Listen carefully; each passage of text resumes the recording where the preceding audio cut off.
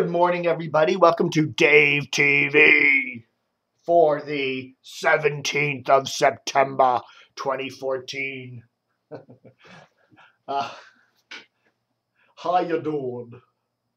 Nothing to say today. Oh, well, what the hell? What? Oh, excuse me. Okay, so what's up today? Well, let's see.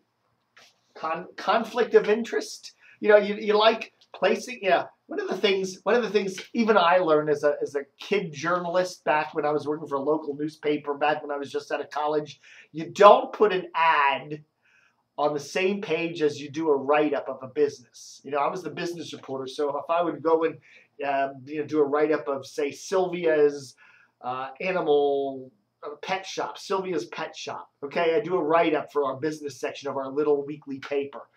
And you don't put an ad for Sylvia's Pet Shop on the same page that you do the write-up. But the post doesn't seem to matter. It just doesn't. Let's see. You got the big here. They're an advertiser, big Washington Nationals, big advertiser. And then of course national celebration. There's no qualms at all about we're bought and paid for. Bill Maher wants some good coverage of his little stint here in Washington last week. HBO buys a big full-page ad literally right opposite his article, and we have no qualms about that. It's like, this paper just has no, it's like, we're practically owned by the, why do they give the red, first off, do you think if Dan Snyder, the owner of the Redskins, had done a lot of advertising? He doesn't do any advertising in the Washington Post. None. So what do you think if Dan Snyder maybe had bought big ads in the Washington Post like the Washington Nationals do? Do you think maybe the editorial board would have editorialized that they're not going to use the term Redskins anymore? Probably not. You pay them off, they'll go your way. The Washington Post, or at least it seems that way. This is stellar journalism. It's just, what the F? Jeff Bezos, it's all about the money, and that's about it, honey. Okay, finally, I criticize Paul Farhi a lot. I do. And whatever. At least he's got a good story in there today. Finally. One of the things I was saying is, hey, here's Sinclair buying Channel 7. It was announced more than a year ago. It took a year for the damn thing to go through all the approvals process with the DOJ and the FCC. Finally, the deal comes through, and it happens on August 1st, And now, finally, we're getting at least a little bit of analysis from the Washington Post there. There's an article from Paul Farhi, WJLA, a faint turn to the right. Just a teeny tiny turn to the right. Even though Sinclair is probably twice as conservative as Fox News is.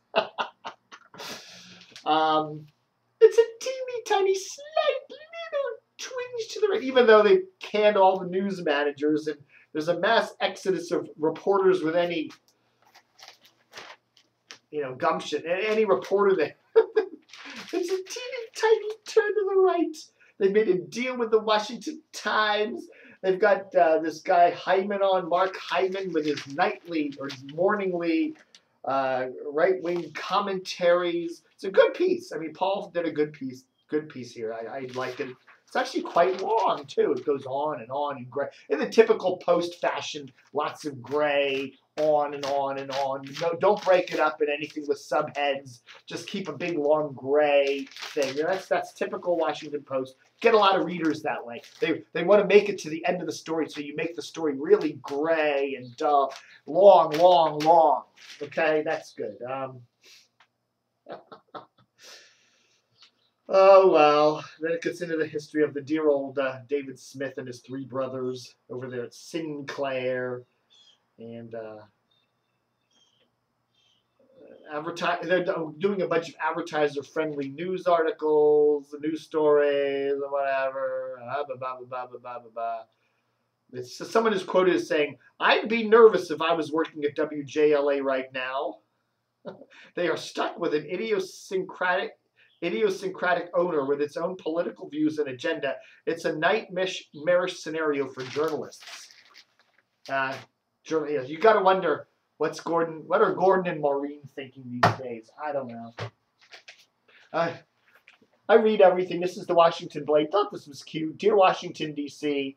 It's basically the city of Richmond saying, so here it is, I'm gay. All you gay people come down to Richmond. Interesting. Interesting. I just interesting to see the Blade, at least with a nice big fat issue for the September 12th thing here with a lot of advertising in that paper, so good to see that. What the heck? All right, so what's the big news today? We just got the radio ratings, just a weekly set of numbers for Washington. The it's like the second week of September, but it's really the third week of August. Yeah, blah blah blah. But what it shows is that new Sarah, Ty, and Mel show on WRQX, DC's 107.3, or all the hits 107.3, or Q107, whatever you want to call it, doesn't seem to be getting any traction. Now, again, it's early in the game, but, they've got to do something. If they're going to succeed there, they're basically competing against two stations, Hot 99.5 with Kane in the morning and Tommy McFly over there at Fresh.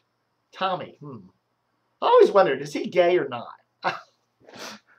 I don't know. I know Kane isn't, but Tommy.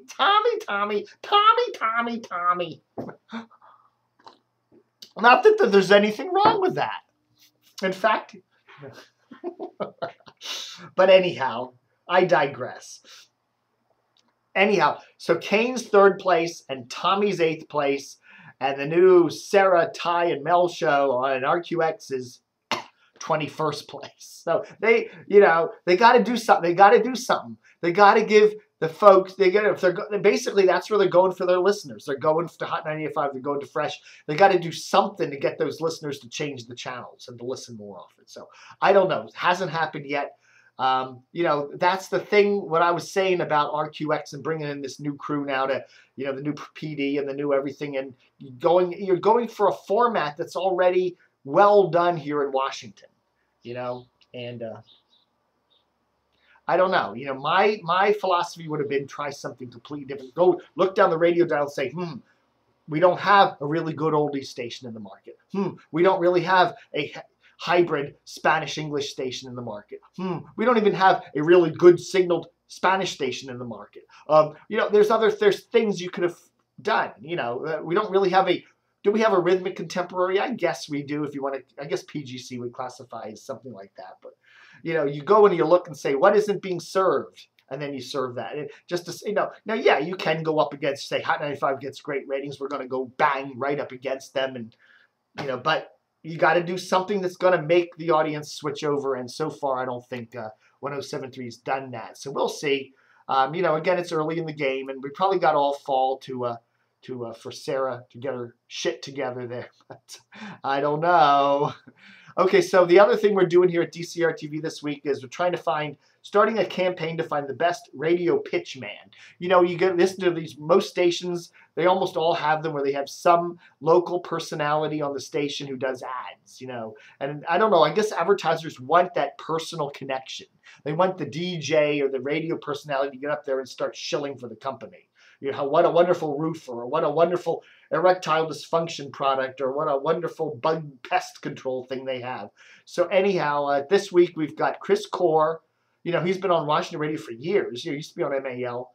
Now he's on TOP, does the core values commentaries. And we've got him up against Brian Wilson. Now, Brian's had an interesting career. He started out as a Channel 5 newsman, and Channel 5 got bought by Fox. And then he jumped to Fox News and was on Fox News for many years as a reporter, a high-profile reporter. Now he's working the morning shift at WMAL Radio, and he does a lot of pitching, product pitching. So anyhow, we're seeing now what putting these two pitchmen on, seeing who's the best. And so far, as of the early numbers, Core is quite a ways away ahead. So whatever that means.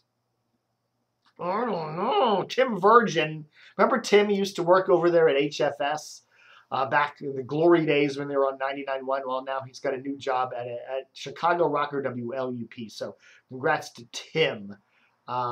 Cool beans there. Don't forget, this is DCR TV's 17th anniversary. It was 17 years ago this month that I started DCR TV, 1997. And it was basically just a fun little I just started up a site, just personal stuff, and I put some radio stuff on it, local radio stuff, because I like that, and that seemed to be really popular, and so I noticed that a lot of people were coming to that page. So it wasn't until about 2003 that I actually made it a business venture. It was kind of a hobby site for a couple of years. Then 2003, I actually started selling ads and trying to rake money out of it. And I've done pretty good, I have to say. You know, I mean, the site's been going for 17 years, but I have to say, we've lost 4 advertisers this year, 4 of our biggies. Comcast Sportsnet, we lost Hearst Radio, we lost USNI, and who else?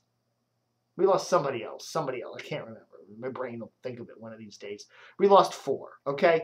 But we've still managed, with our other advertisers and with generous donations, to basically hold steady. So we're making about the same as where we made last year. The thing is that over the years, I've dug into my savings and whatever to help the site out, because I never quite make exactly enough. It's expensive living in the Washington area.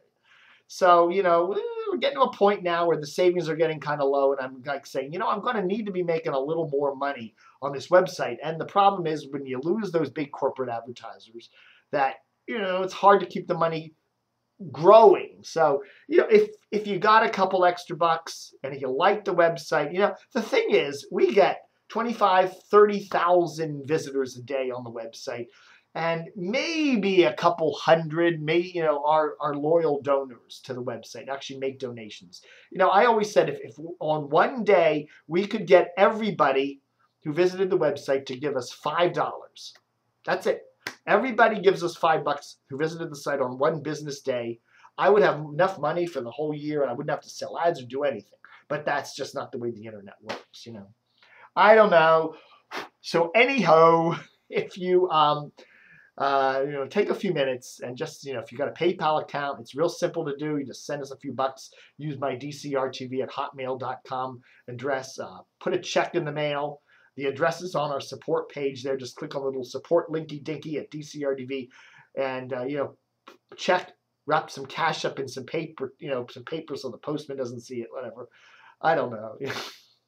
But you do help us out, because you know, there's nobody else. There's nowhere else. Nobody else does a site quite like DCR-TV with all the crazy commentary and news and media stuff. We just started our cord cutting page here, so hopefully we'll get some advertisers for that and do some stuff. You know, I'm doing great. You know, I'm watching PBS and Netflix and everything else, and I don't miss all those horrible cable channels that have gone down the toilet over the years. So everything is good.